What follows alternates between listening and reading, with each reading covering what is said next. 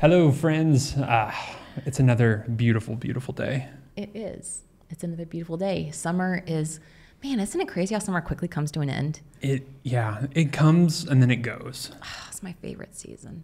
But good for us as we're about to head back to Mexico and continue on the Pan Americans where we chase summer year round. It'll be endless summer for us. And if you don't know who us is, I'm Chris. We are? Yeah.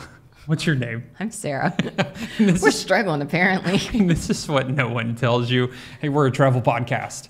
We travel quite a bit. The hope is that you learn something that you've never been told right here on this podcast. So we have guests on. Sometimes it's just us, and we talk about things that maybe nobody else is talking about in the travel industry. So today, the topic is small towns in the USA. Yeah, and we want to say that this episode is sponsored by Bryson City, North Carolina. So thank you, Bryson City. We'll talk about them more later in this episode, but this is a fun topic for us because if you've been around a while and you've watched our YouTube channel, we have an entire playlist dedicated to small towns. We genuinely love small towns, but this one, specifically this episode, is about small mountain towns. And now this is not to say that this is the most comprehensive list out there. These are just towns that we have visited in the last year or two, and they've really stood out to us. So there's about 13 towns on this list, and they vary in size and what makes them special. But these are 13 towns we think should be on your radar for 2024 and 2025 travels. Yeah. And before we get into it, we're going to dive right into Sara's favorite segment of our whole podcast. And it's where I plead and beg you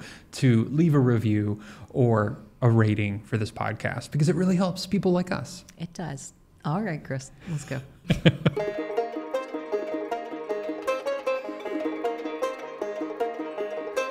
Okay, before we jump into the list, let's talk about how each of these towns has something unique about it. Whether it's, its close proximity to a national park or it's known for its fall foliage. That is such a hard word to say. Foliage. Leaves. You want to see the leaves.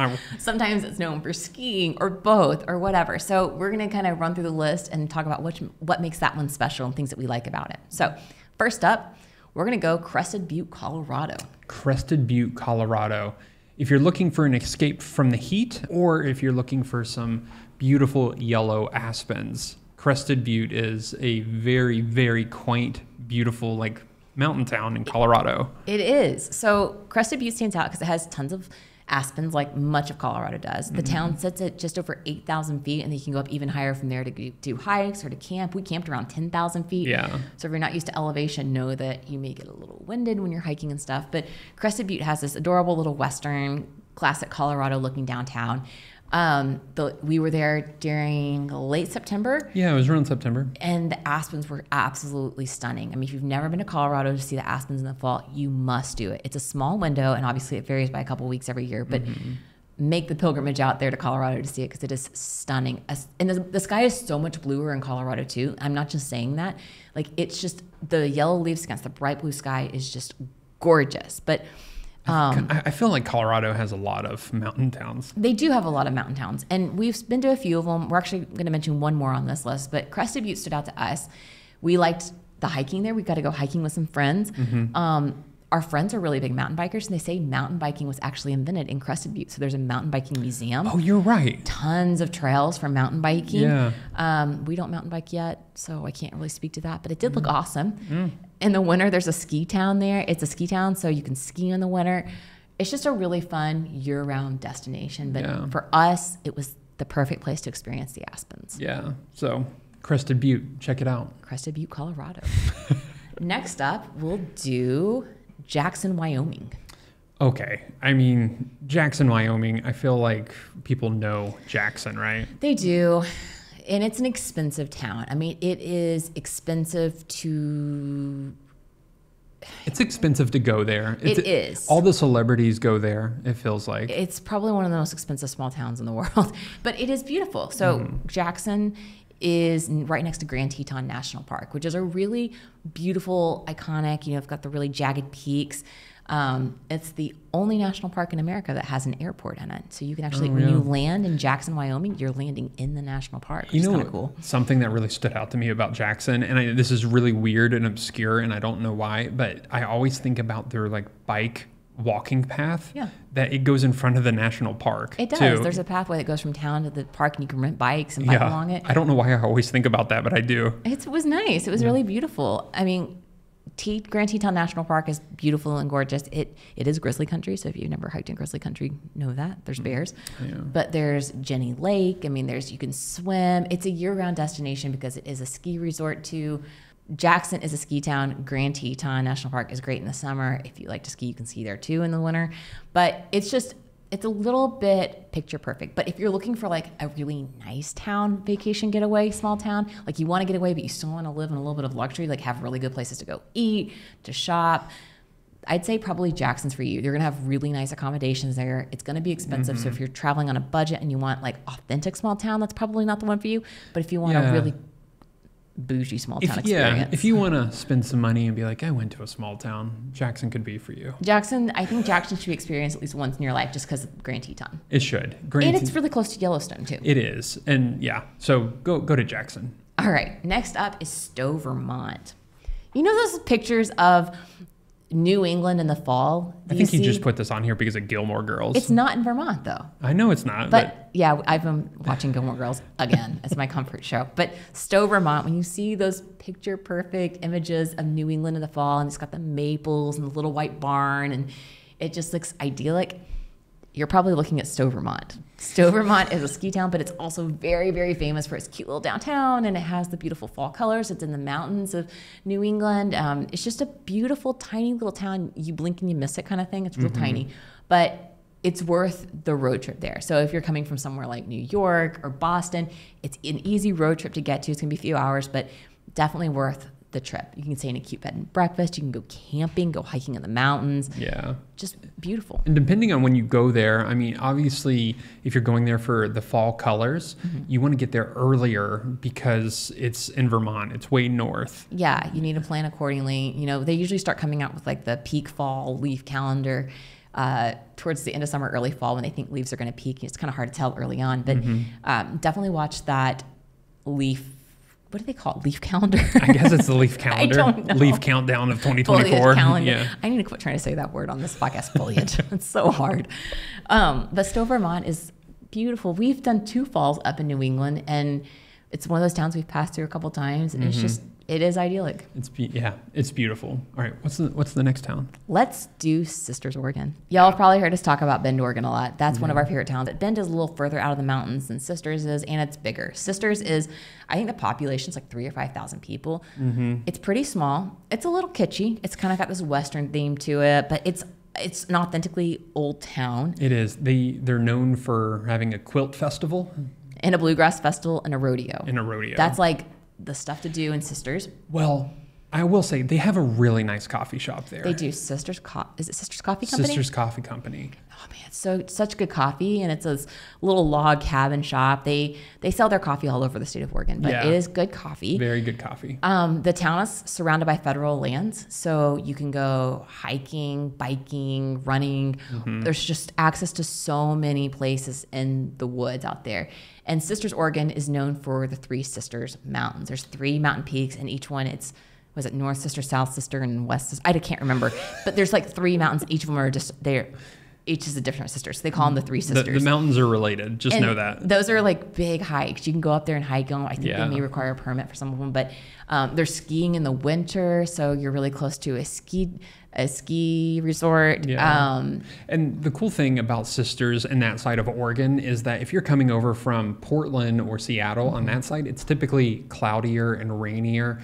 And then when you get over to Sisters, it's typically sunny most of the time. Yeah, I mean, they definitely get clouds and rain and snow, but as a whole, they get more days of snow than Seattle and Portland by a long shot. So we like this area. The air is in the summer. The air is dry. You sit at around 3,500 feet of elevation, so it's high desert climate. It's real dry, very sunny. People are just very happy. Now, granted, it's definitely changed in the last few years. Like many of these towns on the list, they've experienced an influx in population growth. But this Sisters definitely has an authentic population still living there. People who just love the mountains around it, who they hike and bike and run. There is a real community right next to the tourist community. Yeah. It's sort of an unusual blend. And then you're only, 30 minutes down the road from Bend? Yeah. It's a great place. I love the Cascades. I mean, The Cascades are absolutely gorgeous. The PCT goes right through this area too. So you're very close to the PCT and Sisters if you want to hop on there and hike a little bit of it. Yeah. Pacific Crest Trail, if you're not familiar with that. Thank you for explaining that. I appreciate that. The PCT, the Pacific Crest Trail, it goes from New Mexico up to the Canada border. It's a huge pilgrimage for a lot of avid hikers, which I am probably not considered. But you know the movie Wild or the book Wild? It's on that. Yeah. All right. So Sisters, Oregon, highly recommend. We love Oregon. Okay. All right. McCall, Idaho. McCall, Idaho. We escaped to McCall, Idaho when we were there in our van because it was so hot during the summer that we went up to McCall because it was a little cooler. And we got a spot on the lake. So we had been in Boise. I don't remember why we were in Boise, but there was a reason. I guess we were just like catching up on work. It's a bigger town in that area. But it was like 105 degrees and it was just so hot. And we said, we got to get out of the city for a little bit. We didn't have AC in our van. Mm-hmm. And so we escaped to McCall, Idaho, which is a little bit further up in the mountains. It's like 2.5 hours from Boise. And it was probably 10 or 15 degrees cooler. And we got a shaded camping spot on the lake. And we spent a couple of days just swimming and enjoying the beautiful mountains of Idaho. Mm-hmm. Yeah, it's a great town, especially if you're in the Boise area. I feel like it's not a bad drive there at all. No, it's not. It's just, it's really quiet. I like that about that area of the country. The Idaho mountains are definitely gaining in popularity like everywhere else on this list. But the lake was beautiful and clear and so clean. And there's, a couple little cafes and a grocery store so you can cook and you don't have to go way far into town, back to the city to get what you need. You can stay out there and just hang out. It's a beautiful little town. I know all these towns we're going to say are beautiful, but McCall is just quaint and it's a great place to escape the heat and do some hiking in the summer. Yeah. So should we talk about the town that has sponsored this episode now? Let's talk about Bryson City, North Carolina. Bryson City is right outside the Smoky Mountains. Yeah, it is in the Appalachians and it is about an hour from Clingman's Dome, which is the highest. And is it the highest point of the park? It's the highest point in Tennessee and the highest point on the AT, the Appalachian Trail. But it's not the highest point east of the Mississippi. No. But it's still significant. And there's this viewpoint. You can walk, it kind of spirals up. And there's this beautiful overlook where you can see the national park and the Appalachian Mountains, which are so underrated in our opinion. And we grew up in the area, like the Appalachian foothills. And the mountains they roll so gently and so beautifully. Yeah. Great Smoky Mountain National Park is the busiest national park in the country. It is, by a lot. By a lot. And so a lot of people go to these small towns. You'll hear like Gatlinburg or Pigeon Forge or whatever, and Bryson City is moving up. It is, but it's more quaint. Like Pigeon Forge and Gatlinburg to us are a zoo. Like they get the influx of tourists. It's on one side of the national park, whereas Bryson City's on the North Carolina side of it, and it's on like the eastern side of the park. So Bryson City is famous for having the Appalachian Trail go through there. It's very close to the national park. It has a railroad. So if you want to go take a train ride up and experience that region of the country, they have train rides. Kids love that. Tubing, whitewater rafting. It's like the perfect summer destination. It still feels like a town. It does feel like a town. It feels like a town. Like whereas some of the other towns on the other side of the park, they have like Ripley's Believe It or Not, you know? So just know that going in. And there's like a couple little touristy things. Like they definitely cater to the tourists, but it's a nice place to kick back and relax. And the town of Bryson City is very dog friendly. I will say Great Smoky Mountains is not dog friendly. Dogs are not even allowed to hike in the park. They're not allowed on the part of the AT that goes through the national park. But if you want to do some hiking, there's plenty to do in the Bryson City area. There's, different ball top mountains, which are kind of a thing over in North Carolina, where you have these like cleared off mountaintops, and I've forgotten the history of them, but it provides a great view. Like you get like this overlook naturally of seeing the rolling mountains of the Appalachians. Yeah. So if you're looking to go to Great Smoky Mountain National Park or in that region, we would recommend Bryson City. It's a great place to rent a cabin, go tubing down the river, just relax, especially in the summer. Yeah. All right. Next up, we're going to do Bozeman, Montana. Bozeman, Montana is a very beautiful town. It has grown a lot in the past couple of years. It has been Californified. It has been Californified. And if you were to ask Montana people, I think Montana people would say that's not really Montana. Which is so unfortunate because it is a great town. And we've seen am not knocking Californians because there are some beautifully wonderful Californians out there. And we are friends with a lot of Californians, but Californians do come into town sometimes and they have a lot of money, and it ends up changing the town. There's a lot of influx where it loses its authenticity. Mm-hmm. But the perk of sometimes of Californians coming in is you get things like juice shops and great coffee shops and trendy restaurants and hotels. And so there is like that good and bad that comes with it. Mm-hmm. We've seen that happen in our own town. Like, yeah, it drives the prices up, but we really enjoy having a good juice shop in town now. So things like that have affected Bozeman. But Bozeman is really popular because it's close to Yellowstone National Park. So if you're going to visit Yellowstone, you'll usually fly into either Jackson or Bozeman mm-hmm. and drive to the national park. It's also really close to Big Sky, which is a very popular ski resort, one of the best in the country. We still have never been there. I'm not a skier, and I'm still in a lot of these ski towns. Like, I ski and I don't ski. Chris does. Hey, we like to hang out by the fireplace, though. I do enjoy a good hot chocolate. Yeah. Apple cider. Anyway, Bozeman, though, we really love it because it's very laid back. It's got beautiful mountain views. Like much of the West, it's close to a national forest. You can go and camp along rivers. It's this great national forest campground that's first come, first serve. No electric hookups, anything like that, but it's on a river and you can go hiking, and it's so Montana. Montana to me they call it Big Sky country, and for good reason. It's mm-hmm. it's so...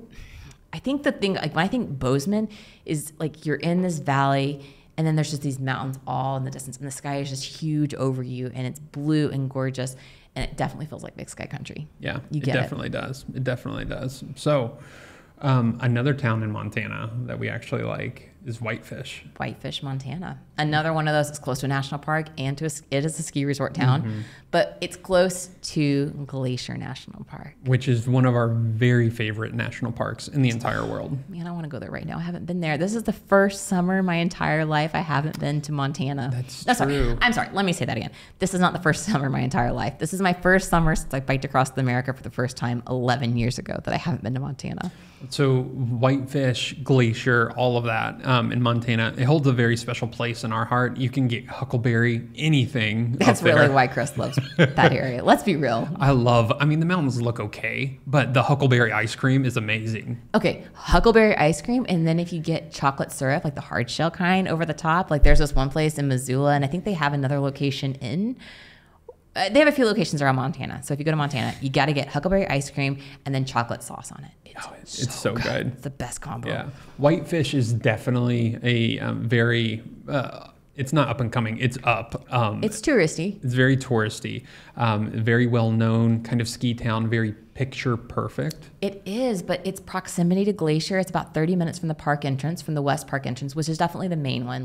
Like Lake McDonald's on the west side of the mountains. Mm-hmm. You start going to the Sun Road either on the west or the east, but most people visit starting on the west. You have to. To me, that's my favorite side of the park. Yeah. But Whitefish has Whitefish Lake right there. And then just south of it, you've got Kalispell, Montana, which is a different town, not as quaint as Whitefish, but it has things like Costco and REI that if you need a resupply while you're hiking and biking, that kind of thing. That's right where you there. go. Yeah. That's where you go. So if you're in Montana, definitely Bozeman, definitely Whitefish. Mm-hmm. You need to visit. Yeah, those are nice towns. All right. We're going to go back to Oregon for a second. Where are we going? Hood River, Oregon. Oh, the windy place. The windy place. It's on the Columbia River Gorge. We actually did a video on this last year. It was our first time in Hood River. Yeah, and it was, it's a cute small town, but it's really known for kite surfing. Windsurfing, yeah. It's one of the windiest places, I don't want to say in the world, but it's like has the ideal situation because you can, the Columbia River goes right through the town and you can surf and kite surf and everything else. And it's so fun to watch these guys. It's really cool. Isn't it the windsurfing capital in the world? It is. It's something about the conditions of the river and how the mountains around it or whatever. Like the gorge. The gorge. Yeah. It's like this perfect wind tunnel. It funnels the wind and everybody is out there surfing. It's so fun to watch. You can take lessons and do it there, but it's fun to watch from the shore. The town is nice and quaint. It has good restaurants, has a lot of breweries. A great brewery scene. Yeah. And then we did something called the Fruit Loop. And if you're not familiar with the Fruit Loop, it's this, I want to say it's 25 to 40 miles. I can't remember the exact length, but it's a day drive. And it has different orchards and a couple of antique shops and breweries and through the vineyards and orchards of Oregon through, it's called the Fruit Loop. So you can go, and we stopped and had pizza at one brewery, and then later in the day we stopped and got pumpkins at this one farm, and then we got a glass of wine at one of the vineyards. And it's a great fall activity. Like, it really is. I mean, you can drive it or bike it any time of the year. Well, maybe winter wouldn't be so fun, but it's still nice. Yeah. But the fall is really lovely, and it's very close to Mount Hood too, which is really nice. Super nice. Super nice. What else is nice is bathing in a hot spring.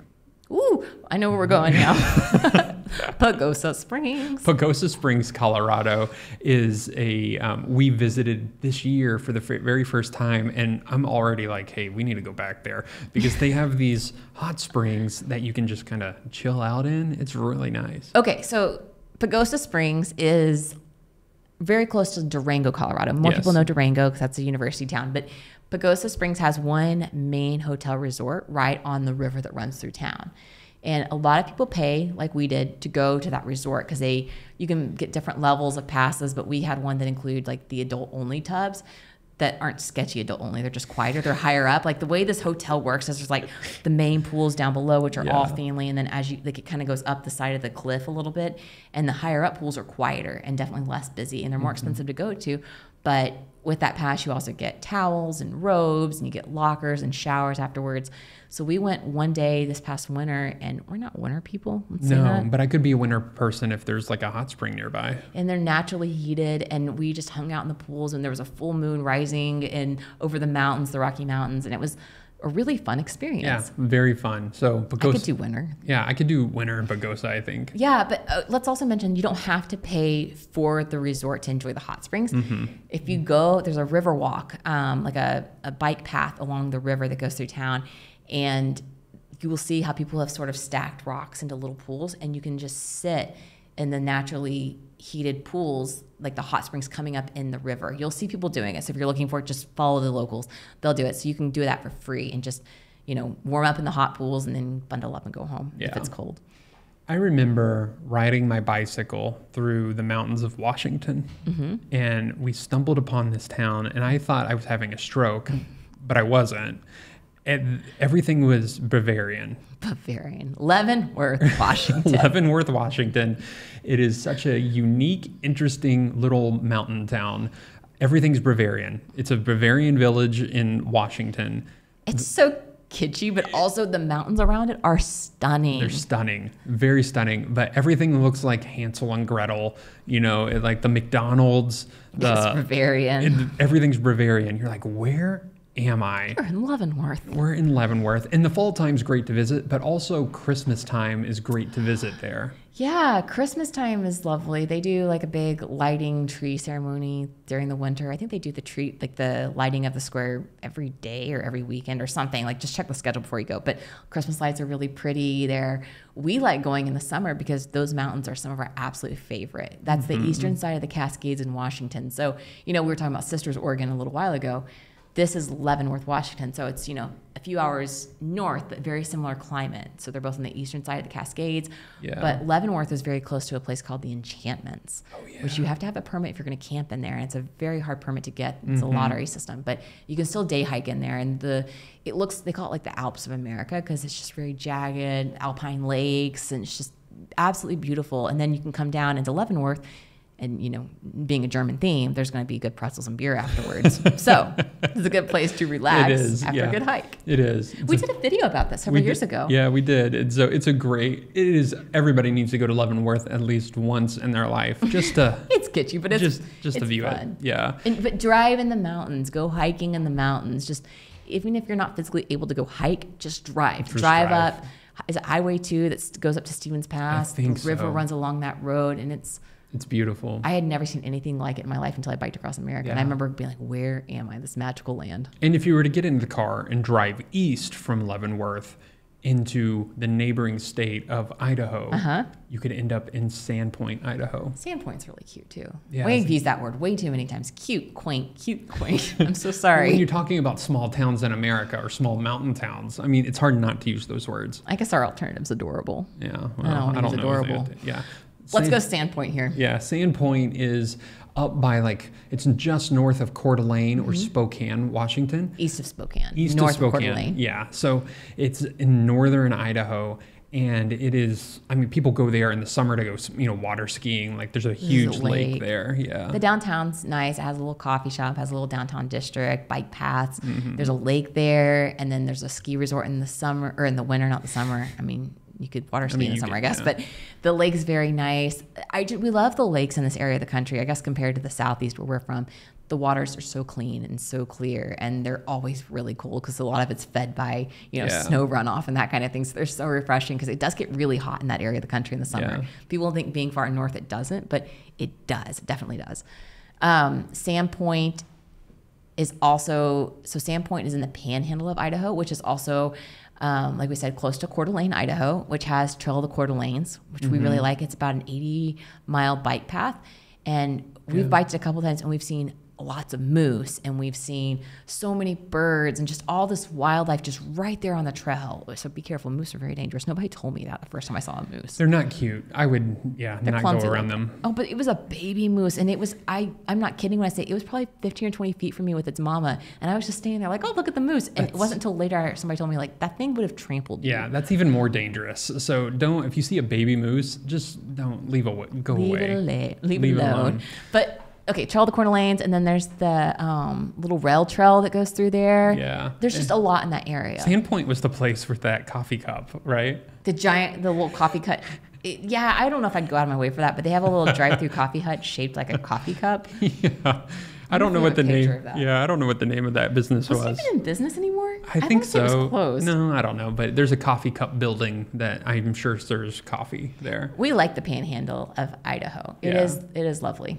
And one of the last places, not least places, but last places on this list of small towns you should visit is a relatively bigger small town, but that's Chattanooga, Tennessee. We got to put our hometown in there somewhere, right? Yeah, a lot of people from Nashville and Atlanta will drive to Chattanooga because this is where the start of the mountains are, or the foothills. The foothills of the mountains. Yeah, the Appalachian Trail actually starts just south and east of here. So we're kind of in these rolling mountains. It is a nice town. It's very famous for mountain biking and rock climbing, and then whitewater rafting and kayaking. So it's very much a water city. We have the Tennessee River that runs through here, but also nearby we have the Ocoee River, which is where they held the whitewater rafting of the 96 Olympics. So world-class rafting, if that's kind of your thing, that's in a national forest. You can wild camp out there. In town and close to, in other areas nearby, there's rock climbing. I don't rock climb either, but people say it's great. No. I do enjoy hiking and cycling, swimming. There's a nice aquarium here. It's not I wouldn't say it's a small town, but it has a small town feel. Yeah. If you were living in the area, you could come to Chattanooga and then you could drive about 3 hours and hit up Bryson City if you wanted to as well. You could. Yeah. I think take a road trip. The back roads from Chattanooga up to Bryson City is beautiful. Yeah, it's a nice drive. That would be a really nice drive. It's hard to find a good mountain town on the East Coast. They exist, but they're not as abundant as in Colorado or Washington or something. So that's why these kind of stood out to us. We mentioned 3 or 4 East Coast towns on this list: Bryson City, Chattanooga, Vermont. Yeah, Stowe, Vermont. Yeah, that's a pretty good list. Those are 3 really great spots. So if you're planning a small town trip, if you're looking for a good road trip, especially as we head into fall. Yeah, small towns, we love small towns. And so hopefully that this will get the brain juices going. Oh, gross. That was a disgusting analogy. I'm sorry. Brain juice. Anyway. So when we sat down to put together an episode of Small Town America, these are the ones that first came to mind, places we've enjoyed in the last years. That's not to say that we don't have other ones out there we love. We love Small Town America. But go ahead and start looking these places up. So thank you again to Bryson City for sponsoring this episode. If you're going to be in the Appalachian Mountains or Smoky Mountains, we say go check it out. Yeah, go check out Bryson City. All right. See y'all next time. Thanks for listening to What No One Tells You with Chris and Sara. If you have a comment or question that you want answered on the air, be sure to send us a message to hello@chrisandsara.com, or you can call or text our phone number at 423-825-9572. Thanks for listening.